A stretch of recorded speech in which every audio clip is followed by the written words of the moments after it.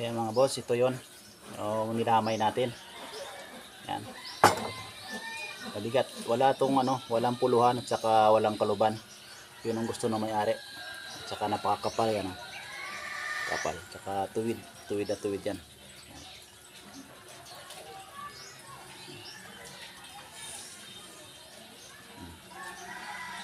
Tapos ito yung isa. Ito yung style niya, binakuko. Ayan. Ayan. Ang may-ari pa rin nito mga boss, ayan o. May-ari ay naga-clearing ng chilko. Ayan. Ayan. Ganyan lang yung kalooban natin, simple lang siya.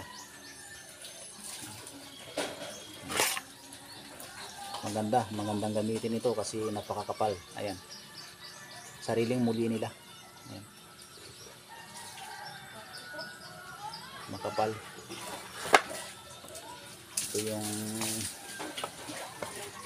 Ito naman yung isa, sinampalok. Ang tawagin ito ay ginunting sa Tagalog. Ayan. Tapos natin. Nakatapos tayo ng 4 na piraso. Yung sungo tipon kinuha na kanina, hindi natin na videohan ng pagkuha yun.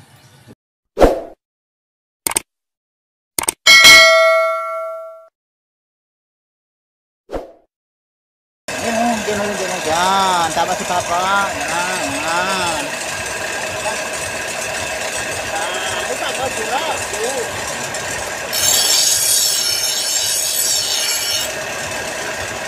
Ang tawa.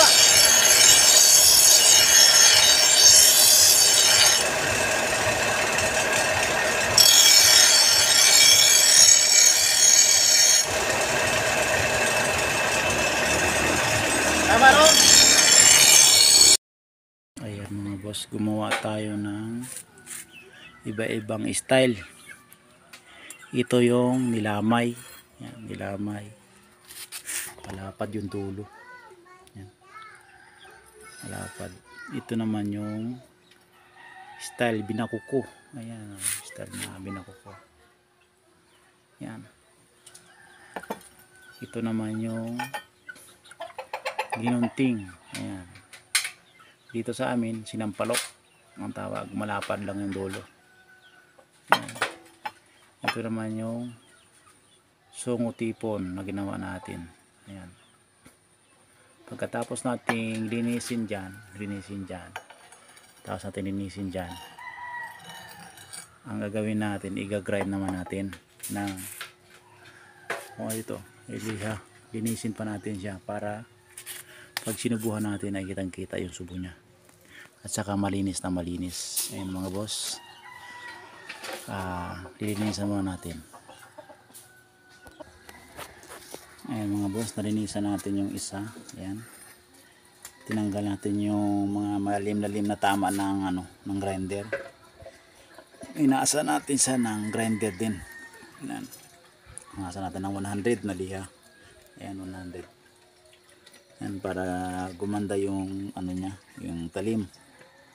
Ayan, para konti na lang yung hasain ng bibili. Ayan, ito po ay walang kaluban at saka puluhan. Ayan, wala, dahil ang gusto ng may-ari, sila na raw maglalagay ng kaluban at saka puluhan. Ito yung lalagyan natin ng kaluban at puluhan, yung 3 pirasong ito at saka itong 2 kutsilyo. Ayan. Ang isa nga pala ito ay stainless, hindi na ito nasusubuhan natin dahil ang stainless ay hindi talaga nasusubuhan. Ayan, ang problema lang pag stainless, ang kalaban yan ay kalawang. Takot ang kalawang sa stainless.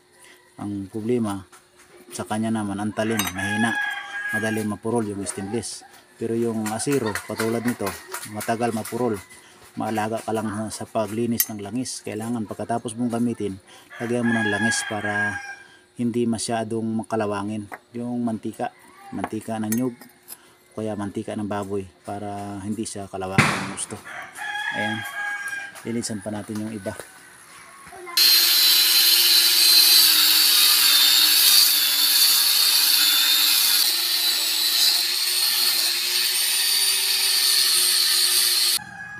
Ayan po, ganyan nilinisan natin ng maayos. Saka yung talim niya kailangan ay matalim na rin para pag sinubuhan natin ay kunting hasa na lang. Ayan, napakakapal po yan.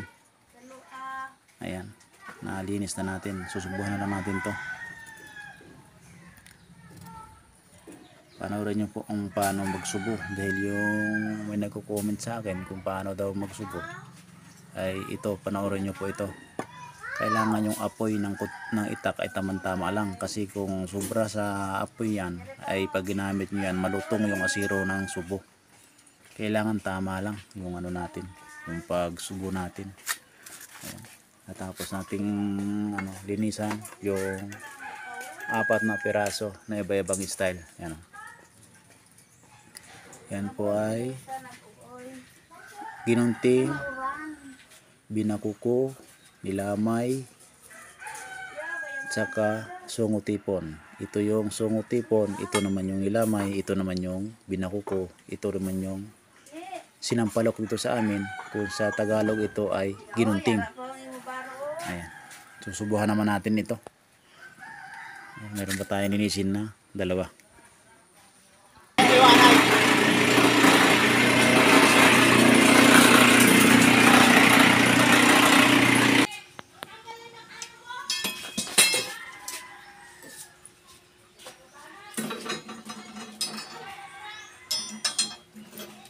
Ayan mga boss, oh. Ito yung subuhan natin ngayon. Tingnan nyo kung paano magsubo.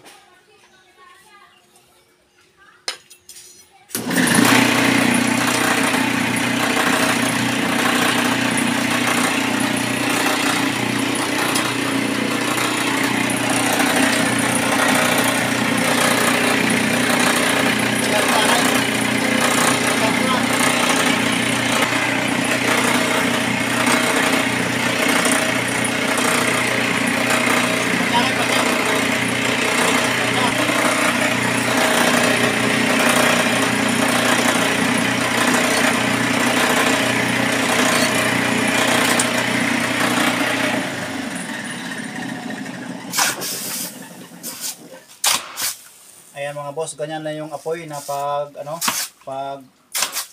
subo nyo. Ayan, para pare-pareho yung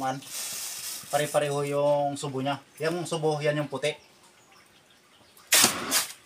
Saka kailangan padilaw-dilawin muna natin, madilaw-dilaw. Kailangan madilaw-dilaw yung subo nya, hindi yung masyadong maputi. Yan, antayin muna natin siya magdilaw-dilaw bago siya ibaba uli.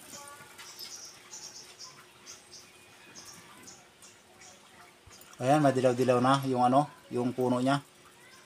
Ayan. Baba lang natin ng konti para hindi masyado maubos yung subo niya.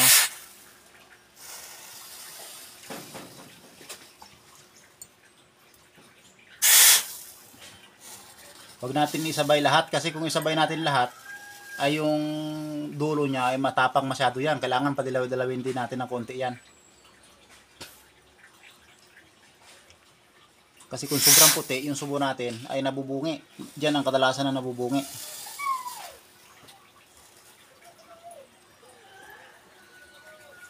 Yan, ganyan, oh. Yan, ganyan. Ganyan dapat yung dulo niya. Yung madilaw-dilaw na may itim-itim. Yan.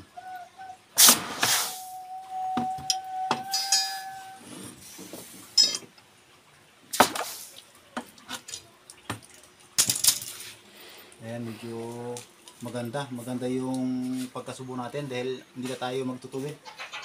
Dati lang tuwid. Mayroon pala konti yung dulo.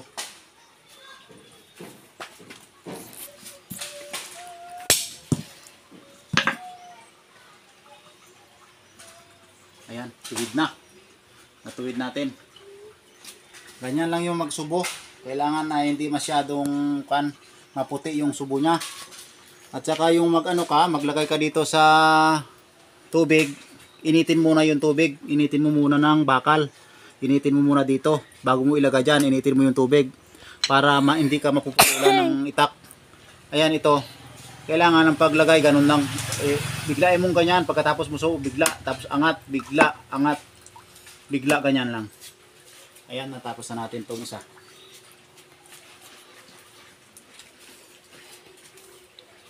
Sige, tama na yun.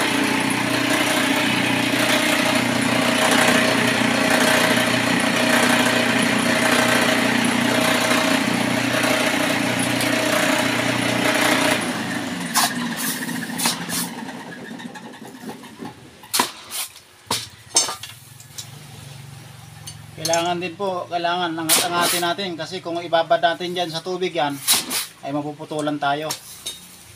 Saka babaluktot yung itak kung dyan natin ibabad sa tubig. Ang kadalasan dyan, kapag nakababad sa tubig yung itak, ay napuputol yung itak natin. Kaya kailangan wag nating ibabad. Yan, kasi bumabaluktot din siya.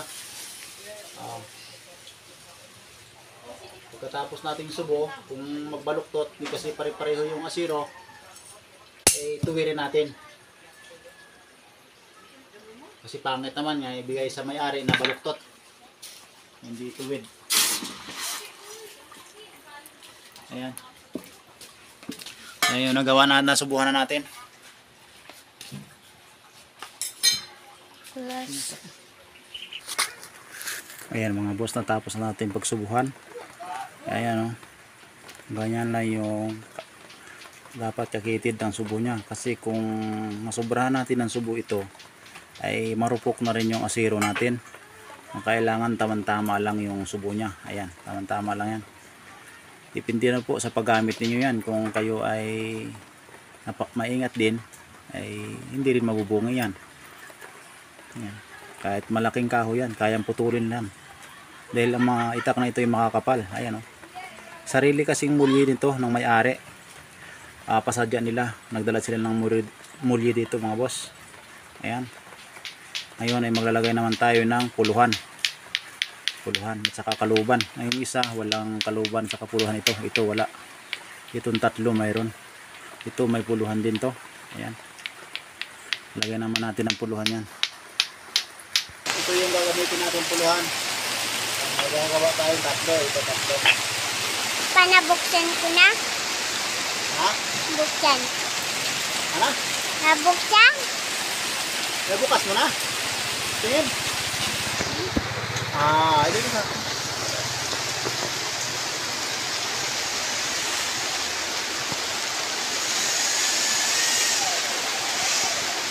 Patay na, patay na. Kaya?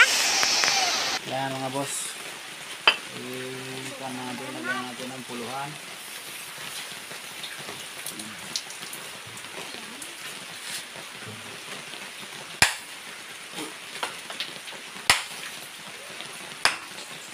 Ikat mo, kinahaba na.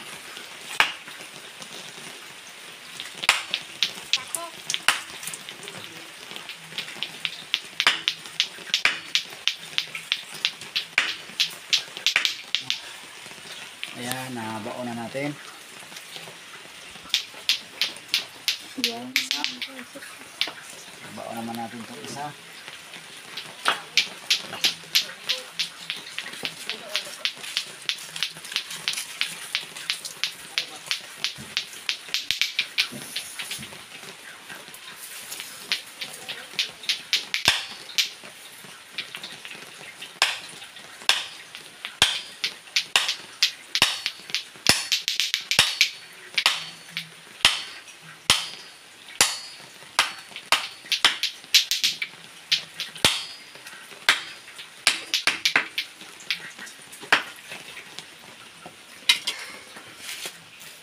Ito pa yung pangatlo.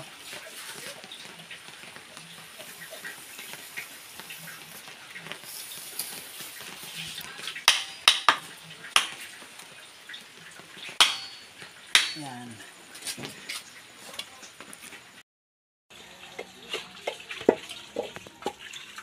Ayan, lagyan natin ng puluhan. Lagyan na natin ng puluhan. Ngayon ay atin naman linisin.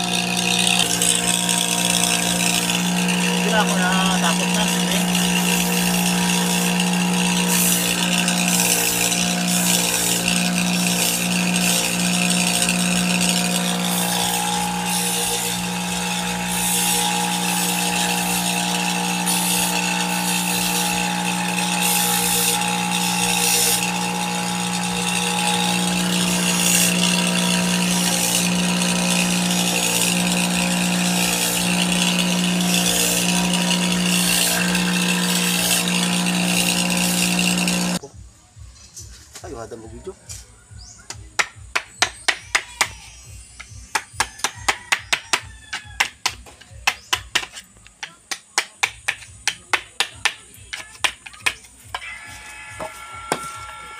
Yan, lagyan natin ng kaluban. Lagyan naman tayo ng takip. Ito yung takip niya. Dito. Ito yung lagyan natin ng ano, ng kaluban. Ayan. Ilang piraso pa.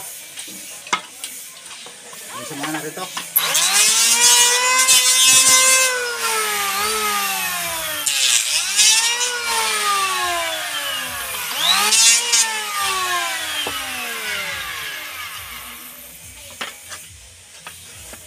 Push naman, push na, push.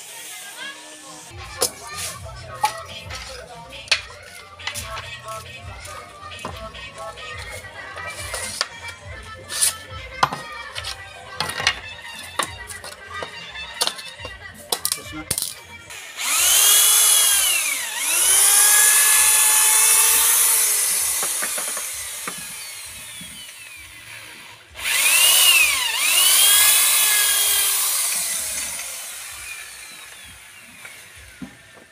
Stop mo na. Stop mo na.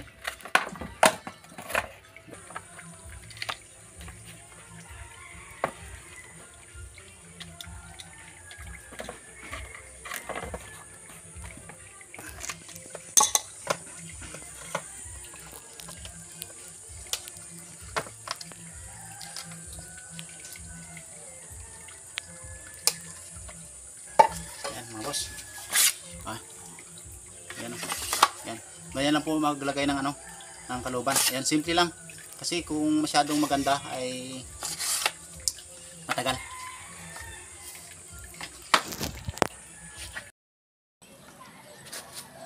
Ayan mga boss, yung nagawa nating itak. Ayan. Ito yung ano, daho at nilamay ito, nilamay. Ito yung nilamay na ginawa natin. Malaki ito. 16 inches ang haba nito. Ayan mga boss, ito yon. Nilamay natin. Ayan. Kabigat. Wala tong ano, walang puluhan at saka walang kaluban. Yun ang gusto ng may-ari. At saka napakakapal yan. Kapal. Saka tuwid. Tuwid at tuwid yan.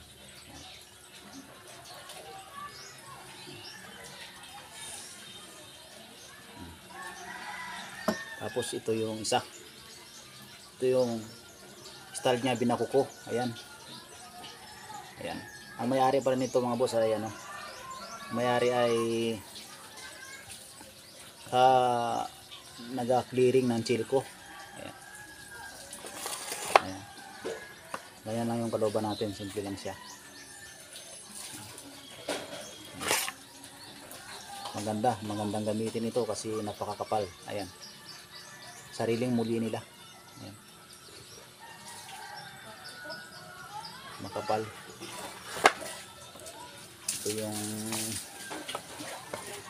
Ito naman yung isa, sinampalok. Ang tawagin ito ay ano, ginunting sa Tagalog. Ayan. Tapos natin. Nakatapos tayo ng 4 na piraso. Yung sumo tipon, kinuha na kanina, hindi natin na-videohan ng pagkuha yun. Ito, dalawa may kaluban at saka isa yung walang kaluban. Ayan, walang kaluban ito.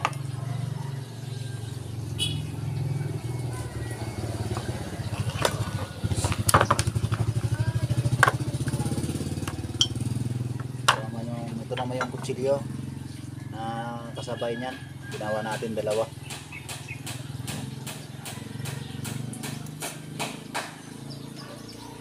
Talas na, nahasa na natin ito. Ito naman yung stainless. Ayan, stainless ito. Ayan. Ano yata ito pang gamitin sa dagat. Kaya gusto nila stainless para hindi kalawangin. Ay, maraming salamat sa inyo mga boss, sa mga subscriber ko dyan. Maraming salamat sa panonood. Saka yung hindi pa nakapanood, pahingi rin ng ng subscribe. Sana ay dumami pa yung subscriber natin sa ating pagbablog. Inablog ko ito kasi baka mayroon ding matuto sa paggawa nito, at kailangan din malinis yung gawa ninyo mga boss. Kung sakaling gusto nyong magpanday, gumawa ng itak, mga panahon ngayon malapit na namang tagatanim sa bundok, kakaingin na naman sila, kaya konti-unti naman sila pagawa sa akin ng ganitong itak na malalaki. Ayan, paki-subscribe naman boss ang aking channel, saka paki-click na rin yung notification bell na para maging updated kayo sa aking upload na video. At maraming salamat sa panonood po ninyo sa aking video, sa aking mga gawa. Ngayon lang naman ako nakagawa kasi marami tayong ginagawa din.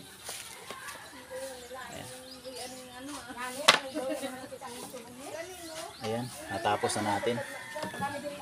Maraming salamat sa inyo mga boss sa tiwala at sa pagpanood ng aking video. Sana ay may matutunan din tayo sa ating mga gawa, na matutunan na rin na magawa din ng itak. Pero napakahirap magpalo nito, kailangan ay magtiyaga talaga hanggat sa matuto. Yun lang, yung mga subo nito ay kailangan maliit lang, hindi masyado na makapal kasi madaling mabungi. Ayun mga boss, maraming salamat. Yeah!